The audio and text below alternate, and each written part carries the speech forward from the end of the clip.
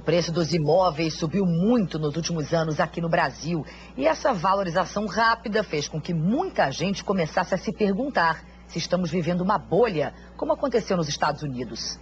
Será? Veja na reportagem da série Em Obras.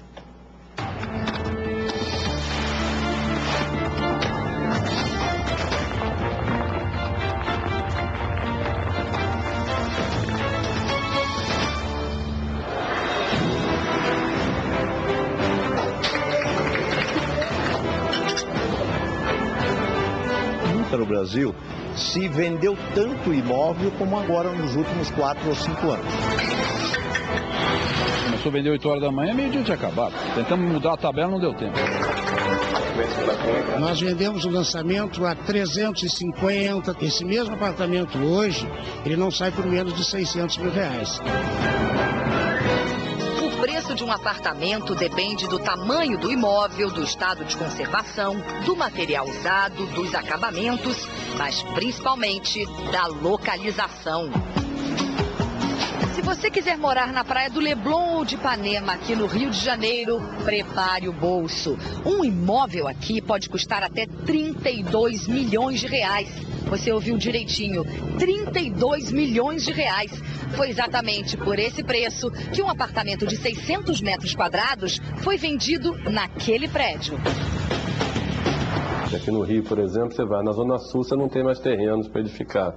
Então, nessas regiões, tem uma valorização, mas é aquela lei de mercado, de oferta e procura. Esse aumento de preços não é um fenômeno apenas do Rio de Janeiro, não. Brasília também teve uma valorização impressionante. Na região do Plano Piloto, com certeza o valor médio está um pouquinho acima ainda do Rio de Janeiro, porque a renda é maior. O que acontece é que o Plano Piloto de Brasília está completamente asfixiado. A única alternativa é procurar sair do Plano Piloto. Bairros inteiros vêm surgindo em várias cidades brasileiras. Aqui em Brasília, um dos destaques é Águas Claras. Até a década de 90 não havia nada aqui. Era um imenso matagal. De lá para cá, tudo mudou. 800 prédios brotaram do chão. O número de moradores aumentou quase 4 vezes. Agora são 150 mil habitantes. O mercado imobiliário brasileiro está tão aquecido que tem gente que acha que podemos viver uma bolha. Ela acontece quando os preços sobem tanto que quem comprou não consegue mais pagar pelo imóvel. A primeira consequência é a redução na procura por financiamento e logo depois a queda dos preços num efeito dominó. Tem economista que diz que começa a aparecer em algumas cidades brasileiras um dos sintomas de bolha. Que há um descolamento imenso entre o preço de imóveis e o preço de aluguéis. Eles devem andar mais ou menos equilibrados. Aqui em São Paulo os preços subiram muito, sobretudo de imóveis novos. A gente não viu o aluguel acompanhando. Em 3 anos, os imóveis em São Paulo ficaram 85% mais caros, enquanto o aluguel subiu menos de 40%. No Rio, os imóveis dobraram de preço.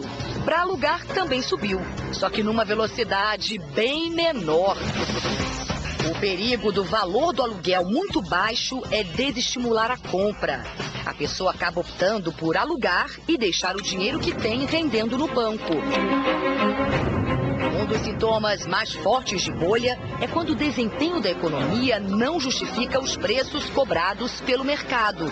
E isso não acontece aqui no Brasil. O sistema financeiro brasileiro é sólido e a família brasileira está com um crescimento de renda bastante forte. Então é isso, na verdade, que está explicando esse aumento de preços muito forte que a gente teve no passado recente. Eu acho que não existe bolha no país, nem de demanda, nem de crédito.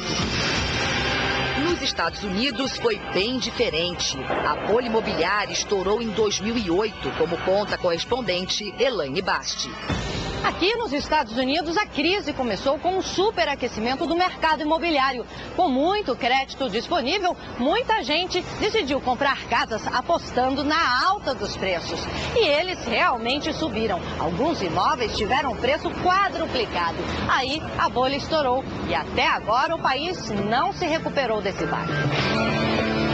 muito dinheiro para emprestar, os bancos não eram rigorosos na seleção e davam crédito até mesmo para quem não tinha como comprovar renda. Por exemplo, o americano ia ao banco e financiava uma casa no valor de $300 mil. Como os imóveis na época estavam se valorizando muito rápido aqui nos Estados Unidos, em pouco tempo a casa valia bem mais, vamos dizer $400 mil. Essa diferença de 100 mil dava a ele o direito de ir ao banco e pegar esse dinheiro emprestado, fazer uma dívida nova para gastar como quisesse. O problema começou quando os preços das casas caíram, as prestações subiram e muita gente teve que devolver a casa para se livrar da dívida.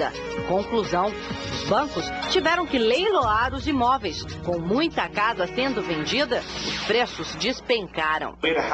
Segundo Jonathan Miller, que é presidente de uma consultoria especializada em mercado imobiliário, o preço dos imóveis hoje nos Estados Unidos ainda está em média 30% abaixo do pico alcançado em meados de 2006.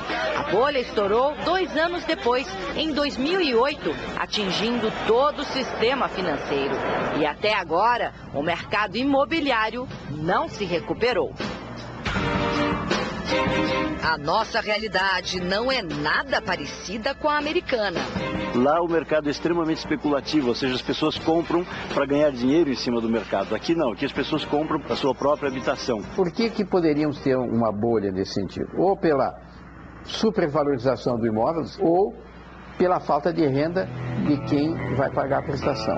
Se nós tivermos essas duas pontas cuidadas, nós não teríamos nenhum problema. Na reportagem de amanhã, você vai conhecer outros fatores que contribuíram para a valorização dos imóveis no Brasil.